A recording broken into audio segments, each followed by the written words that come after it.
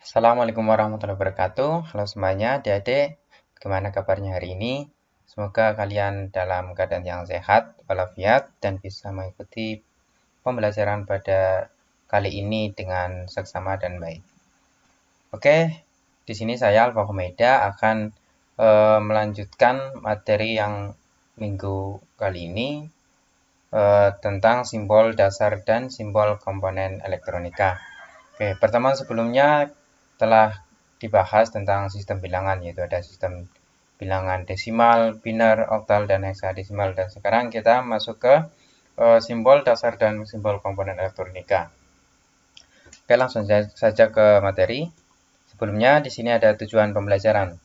Nah, tujuan pembelajaran siswa diharapkan mampu menjelaskan dasar-dasar listrik dan elektronika dasar, menjelaskan komponen-komponen elektronika, menghitung besaran-besaran listrik dan elektronika dasar, menggambarkan simbol-simbol komponen elektronika dasar, menggambar rangkaian elektronika sederhana, dan menguji rangkaian elektronika sederhana. Selanjutnya, di sini sebelumnya saya akan menjelaskan tentang sistem komputer. Jadi apa sih itu sistem komputer?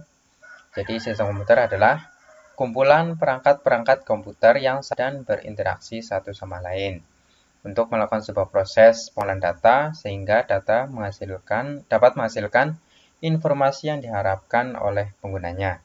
Perangkat yang terdapat pada sistem komputer diantaranya ada hardware, software, dan firmware. Jadi perangkat-perangkat komputer yang saling berhubungan akan mengolah sebuah data inputan yang nantinya menghasilkan sebuah informasi dan dapat digunakan oleh pengguna atau user. Nah, di sini kita akan membahas dari segi hardware-nya. Nah, besaran listrik. Nah, di sini ada sebelum masuk ke komponen-komponennya, kita akan membahas tentang besaran listrik. Di sini ada tegangan, arus, resistansi, dan daya. Yang pertama ada tegangan, disimbolkan dengan huruf V. Tegangan listrik adalah perbedaan potensial antara dua titik muatan pada sebuah rangkaian listrik yang tertutup. Nah, di sini kata kuncinya itu beda potensial ya. Semakin besar perbedaan muatan listrik yang ada, maka semakin besar gaya tarik-menarik antara muatan listrik positif dan negatif. Untuk satuan tegangan, yaitu ada voltase atau volt yang disimbolkan dengan huruf V. Nah, tegangan listrik terjadi apabila antara pasangan elektron yang rapat dan kurang rapat dan mempunyai kerapatan tinggi dan rendah, memiliki kelebihan elektron dan kekurangan elektron. Nah, ini akan menghasilkan tegangan listrik. Tegangan listrik dalam elektronika terdapat dua jenis, yaitu AC, alternating current, dan DC, direct current. Nah, di sini ada contoh sumber tegangan listrik. Untuk AC sendiri ada generator listrik dan solar cell dari cahaya matahari. Kemudian untuk DC ada batu baterai dan akumulator atau aki. Yang kedua ada arus. Nah, disimbolkan dengan huruf I. Arus listrik adalah aliran muatan listrik positif dari titik muatan listrik bertegangan tinggi ke titik muatan listrik bertegangan rendah. Arus listrik mengalir dari medan listrik dengan potensial yang lebih tinggi ke medan listrik dengan potensial yang lebih rendah. Untuk satuan arus yaitu ada ampere, disimbolkan dengan A.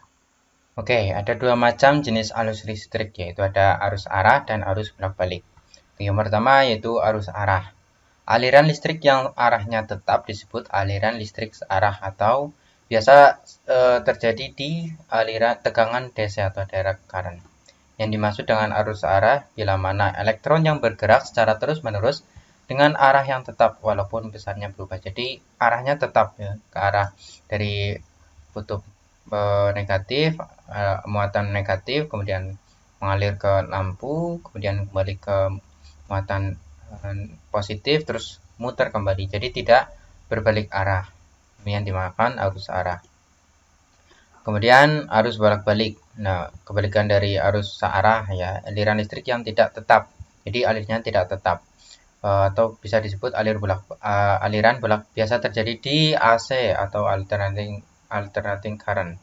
Yang dimaksud arus bolak-balik yaitu jika suatu massa elektron yang bergerak secara teratur bergantian arah aliran maju atau mundur. Jadi gerakannya teratur, bolak-balik, maju atau mundur. Jadi arahnya bisa dilihat dari animasi. Jadi gerak listriknya bolak-balik, tidak searah.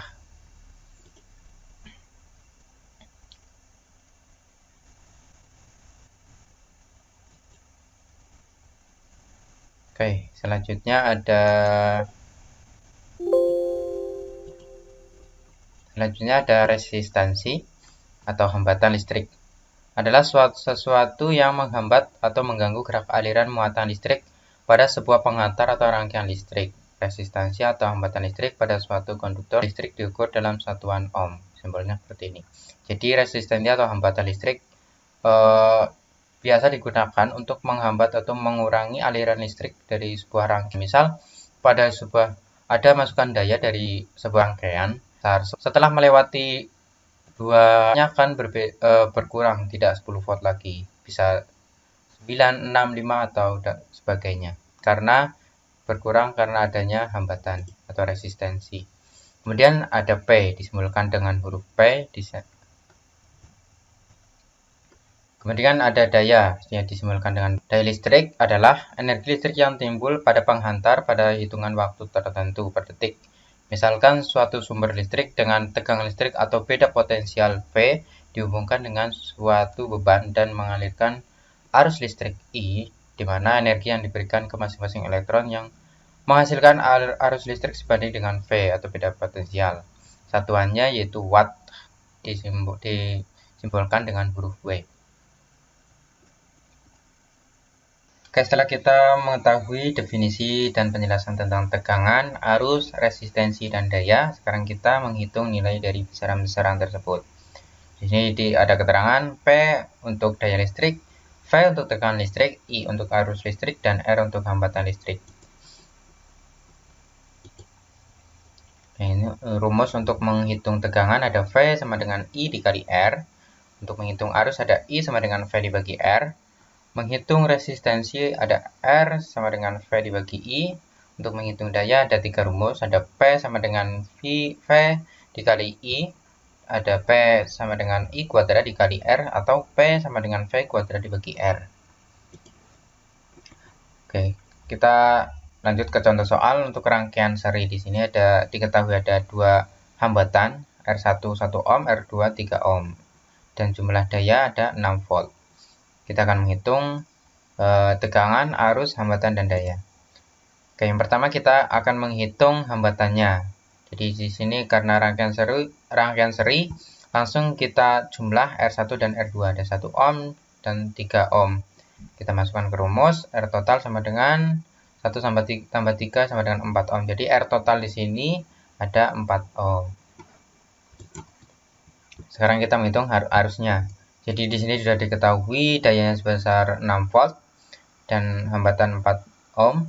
Kita masukkan ke rumus. I sama dengan V dibagi R. 6 volt dibagi 4 ohm. Jadi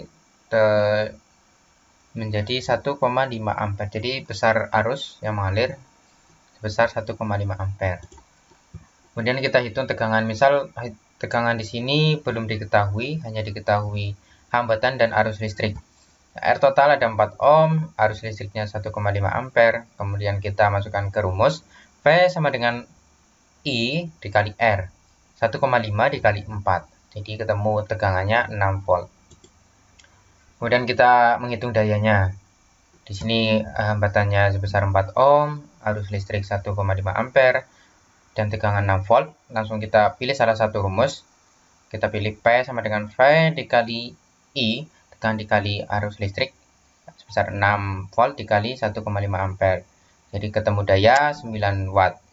Kalian bisa coba untuk menggunakan rumus yang lain seperti P sama dengan I kuadrat dikali R atau P sama dengan V kuadrat dibagi R. Nah, untuk rangkaian paralel kita akan menghitung R total dari rangkaian paralel. Rumusnya 1 per R sama dengan 1 per R1 ditambah 1 per R2 dan seterusnya sampai ke Rn. Nah, langsung kita masukkan karena hanya 2 hambatan sebesar 3 ohm. Kita masukkan 1/3 ditambah 1/3. Karena sudah penyebutnya sudah sama, langsung kita jumlah 1 tambah 1, 2/3. Jadi langsung kita balik di sini, R/1 sama dengan 3/2.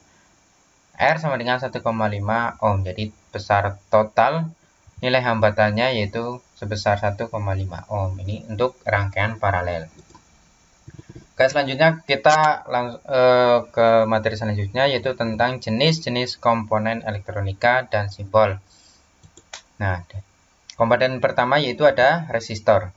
Resistor atau dengan hambatan adalah komponen elektronika pasif yang berfungsi untuk menghambat dan mengatur arus listrik dalam suatu rangkaian elektronika. Jadi resistor atau hambatan atau resistensi tadi digunakan untuk mengatur atau menghambat laju tegangan yang masuk pada sebuah rangkaian. Jadi misal rangkaiannya dimasukkan 9 volt, nanti akan keluarannya berkurang menjadi 6 volt atau 5 volt atau 2 volt tergantung nilai dari resistornya. Nilai resistor biasa diwakili dengan kode angka atau gelang warna. Jadi besar nilai resistor bisa diketahui dari angka atau kode atau gelang warna yang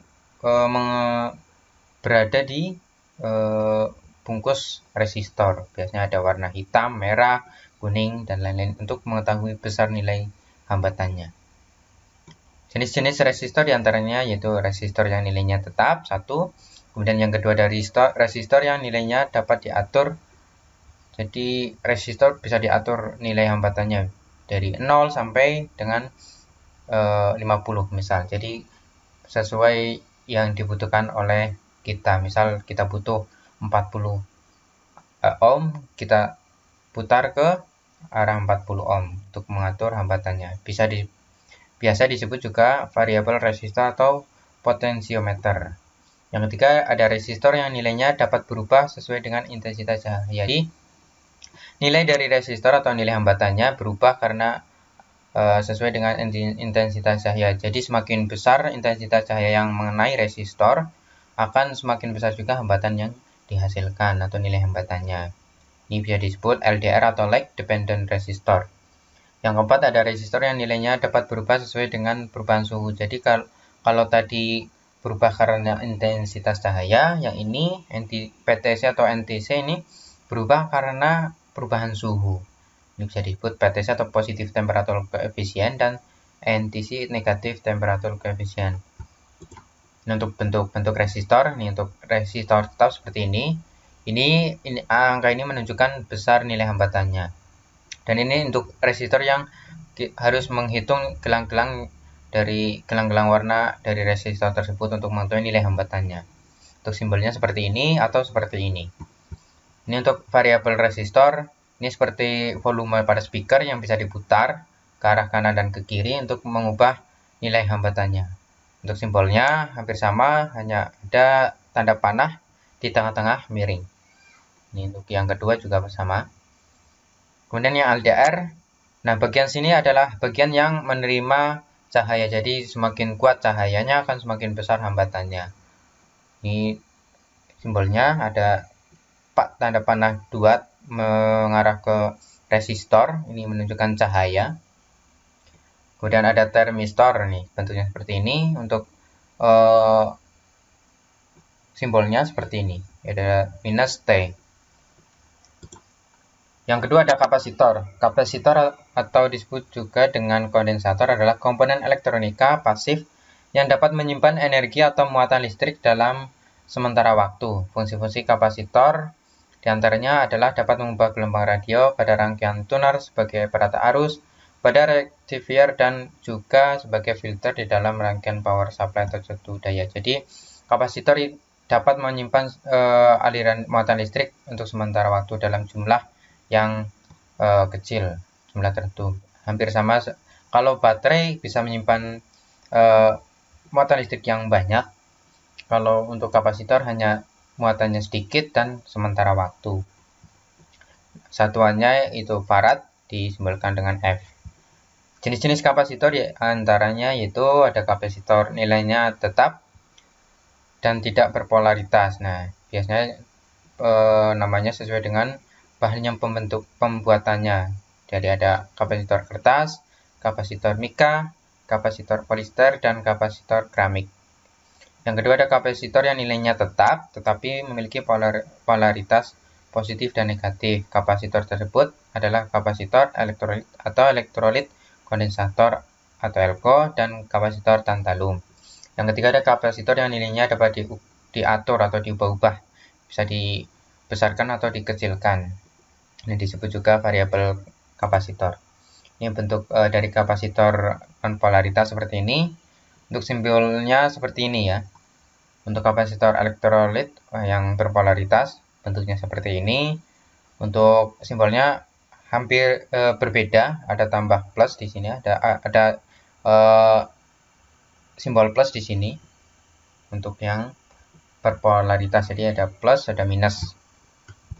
Kemudian untuk kapasitor variabel di sini seperti resistor tadi yang variabel bisa dirubah, ini dapat diputar untuk merubah dari nilai kapasitor tersebut. Hampir sama dengan yang satu, yang kapasitor non polaritas, tapi terdapat tanda panah di tengah-tengahnya. Yang ketiga ada induktor. Induktor atau disebut juga dengan koil atau kumparan adalah komponen elektronika pasif yang berfungsi sebagai pengatur atau pengatur frekuensi, filter, dan juga sebagai alat kopel atau penyambung. Induktor atau koil banyak ditemukan pada peralatan atau rangkaian elektronika yang berkaitan dengan frekuensi seperti tuner untuk pesawat radio. Jadi biasanya terdapat di elektronik yang membutuhkan frekuensi, misal kayak remote mainan, remote drone, remote TV. Jadi biasanya terdapat koil atau kumparan untuk mengolah frekuensi. Satuannya itu ada Henry, disimbolkan dengan huruf H. Jenis-jenis induktor diantaranya ada induktor yang nilainya tetap dan induktor yang nilainya dapat diatur atau variabel coil variabel. Oke, ini untuk gambar dari induktor seperti per di sini terbuat dari kuningan, tembaga kuningan, ini simbolnya seperti per juga. Dan untuk induktor variabel coil yang dibungkus dan ini bisa diputar dengan obeng plus atau minus untuk mengatur dari induktor tersebut. Ini hampir sama, terdapat panah di tengahnya untuk variabel induktor. Yang keempat ada dioda atau diode. Dioda adalah komponen elektronika aktif yang berfungsi untuk mengantarkan arus listrik ke satu arah dan menghambat arus listrik dari arah sebaliknya. Jadi misal arah listrik dari kanan ke kiri, nanti tidak bisa arus listriknya dari kiri ke kanan karena adanya diode. Jadi penyearah tidak bisa ke bolak-balik arahnya. Jadi ada berdasarkan fungsi dioda terdiri dari ini. Dioda terdiri dari anoda dan katoda. Ini di simbol A dan K. Ini berdasarkan fungsinya. Yang pertama ada dioda biasa atau dioda penyearah yang umumnya terbuat dari silikon dan berfungsi sebagai penyearah arus bolak-balik AC ke arus searah DC. Biasanya terdapat di charger, adapter charger dan sebagainya yang dari arus listrik rumah ke elektronik yang tidak membutuhkan daya yang besar. Kemudian ada dioda Zener, dioda yang berfungsi sebagai pengaman rangkaian setelah tegangan yang ditentukan oleh dioda Zener yang bersangkutan. Jadi misal dioda Zener di sini diatur berapa ampere, nanti tegangan yang melewati dioda Zener akan seperti dioda Zener yang tegangan yang diatur oleh dioda Zener. Jadi untuk pengaman rangkaian tidak. Jadi dalam rangkaian tidak kelebihan tegangan yang membuat korsleting atau kerusakan pada komponen-komponen pada rangkaian tersebut. Tegangan tersebut sering disebut juga dengan tegangan Zener. Yang ketiga ada LED, Light Emitting Diode atau dioda emisi cahaya, yaitu dioda yang dapat memancarkan cahaya monokromatik. Jadi diodanya jika listriknya alirannya jalan, nanti diodanya akan mengeluarkan cahaya atau mengeluarkan cahaya atau memancarkan cahaya. Kemudian ada dioda foto atau fotodiode, yaitu dioda yang peka dengan cahaya sehingga sering digunakan sebagai sensor. Jadi dioda ini biasa digunakan di lampu-lampu jalan, di pinggir jalan untuk sensor cahaya. Misal pada siang hari karena ada terik matahari, cahaya matahari yang mengenai dioda cahaya atau fotodiode, nanti akan membuat dioda tersebut bekerja dan aliran listrik yang menyebabkan lampu menjadi mati. Dan malam hari karena tidak ada cahaya, dioda tidak bekerja, jadi aliran listrik berjalan hingga lampu pada pinggir jalan menyala pada malam hari. Kemudian ada dioda Shockley atau SCR atau Silicon Control Rectifier, adalah dioda yang berfungsi sebagai pengendali. Kemudian ada dioda laser atau laser dioda LED, yaitu dioda yang dapat memancarkan cahaya laser. Kemudian ada dioda Schottky, adalah dioda yang dengan tegangan rendah. Jadi untuk tegangan rendah menggunakan dioda Schottky. Kemudian ada dioda varaktor, adalah dioda yang memiliki sifat kapasitas yang berubah-ubah sesuai dengan tegangan yang diberikan. Jadi tegangan yang diberikan kepada dioda sesuai dengan tegangan yang tegangan pada dioda sesuai dengan tegangan yang diberikan kepada dioda. Ini ada gambar dari ini untuk gambar dioda. Ini untuk serinya, untuk dioda banyak arah. Ini ada simbolnya, jadi arahnya ke sana, anoda ke katoda. Jadi arahnya tidak bisa berbalik, arah listriknya ke anoda. Ini untuk dioda Zener, di sini simbolnya hampir sama, hanya ada seperti huruf Z di sini menandakan dioda Zener. Di sini ada LED.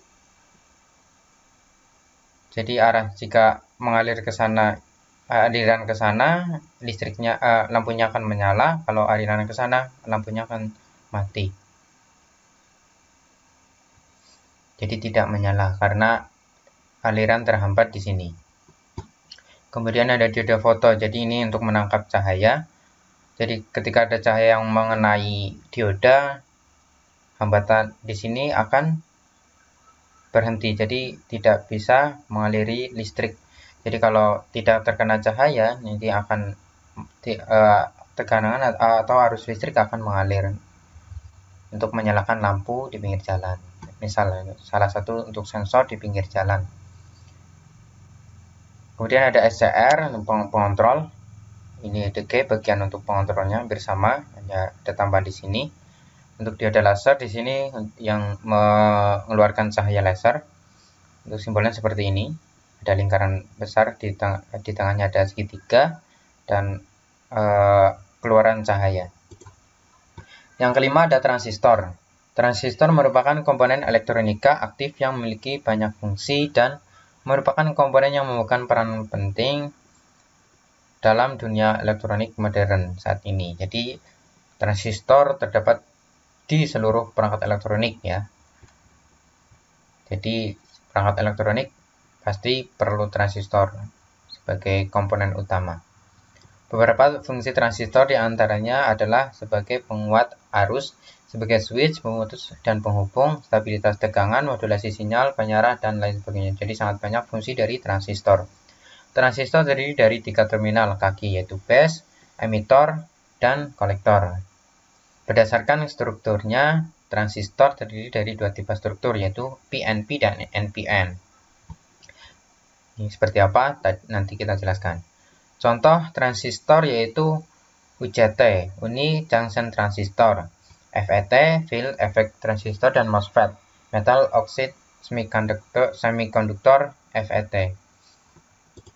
Nah, ini untuk transistor nih. Ada 3 kaki, di sini ada base, kolektor, dan emitor. Nah, ini untuk kolektor, base, dan emitor. Jadi arah arus listrik dari kolektor dan base masuk ke emitor, keluar melalui emitor. Ini untuk jenis NPN. Kalau untuk PNP kebalikannya, arah listrik dari atau arah arus tegangan melalui emitor dan keluar melalui base dan kolektor. Jadi sebaliknya PNP dan NPN. Kemudian ada IC, Integrated Circuit. Adalah komponen elektronika aktif yang terdiri dari gabungan ratusan bahkan jutaan transistor, resistor, dan komponen lainnya yang terintegrasi menjadi sebuah rangkaian elektronika dalam sebuah kemasan kecil. Jadi IC terbentuk atau disusun oleh jutaan transistor, resistor, dan komponen lainnya yang sangat kecil. Bentuk IC juga bermacam-macam, mulai dari yang berkaki 3 hingga ratusan kaki atau terminal. Fungsi IC juga beraneka ragam, mulai dari penguat, switching, pengontrol, hingga media penyimpanan. Jadi banyak sekali fungsi dari IC. Pada umumnya IC adalah komponen elektronika yang dipergunakan sebagai otak dalam sebuah peralatan elektronika. Misal kayak ada di HP atau di laptop, pastilah ada IC sebagai otak atau proses untuk memproses perintah-perintah atau program-program yang masuk untuk mengolah data yang kita akan gunakan di HP, misal foto, video, suara, teks, dan lain sebagainya. Itu diproses oleh IC. Kemudian IC merupakan komponen semikonduktor yang sangat sensitif terhadap ESD, Electrostatic Discharge. Jadi IC merupakan komponen yang sangat-sangat sensitif dengan sekecil apapun muatan yang mengalir di IC.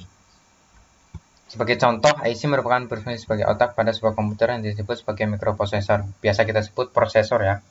Terdiri dari 16 juta transistor dan jumlah tersebut belum lagi termasuk komponen-komponen elektronika lainnya. Jadi dalam IC prosesor pada komputer terdapat 16 juta transistor yang menyusun pada kepingan kecil ya, sebagai otak dari komputer tersebut. Ini dari gambar transistor. Kakinya ada banyak, misalnya ini untuk kaki banyak, ini kaki 10, ini kaki 14. Ini untuk simbolnya, ini kaki 1, 2, 3, 4, 5, 6, 7, 8. Ini 8 kaki. Ini untuk 10 kaki, ini ada angkanya, kaki 1, 2, 3, 4, 5, dan sebagainya sampai dengan 10. Ini ada input-outputnya di sini. Dan yang ketujuh, yang terakhir ada saklar atau switch. Saklar adalah komponen yang digunakan untuk menghubungkan dan memutuskan aliran listrik. Dalam rangkaian elektronika, saklar sering digunakan sebagai on-off dalam peralatan elektronika. Jadi biasa ini komponen yang paling sering kita jumpai di rumah-rumah ya. Ada seperti untuk mematikan atau menghidupkan lampu, TV, dan sebagainya. Jadi untuk menghidupkan, untuk memutuskan aliran listrik yang mengalir pada sebuah perangkat. Oke, sekian penjelasan dari materi kali ini tentang simbol dasar dan simbol komponen elektronika. Tadi sudah dibahas besar-besaran listrik, yaitu ada tegangan, arus listrik, daya, dan resistansi. Kemudian ada komponen-komponen komputer, misal komponen-komponen elektronika seperti pertama ada resistor, kapasitor, transistor, diode, induktor, ada IC, dan ada saklar. Oke, selanjutnya kalian bisa kerjakan tugas melalui link ini, bit.ly tugas Siskom 2. Untuk link YouTube-nya di sini. Sekian untuk materi kali ini. Jika adik-adik belum jelas tentang dari penjelasan saya, bisa komen di bawah atau bisa PC saya langsung ke Pak Alfa atau Pak Haris atau ke Pak Sonalita. Oke, tetap semangat dalam belajar meskipun dalam kondisi pembelajaran daring seperti ini melalui Google Classroom dan video YouTube. Tetap semangat untuk belajar ya. Oke, sekian dari saya. Tetap jaga kesehatan di rumah. Kurang lebihnya mohon maaf. Wassalamualaikum warahmatullahi wabarakatuh. Terima kasih.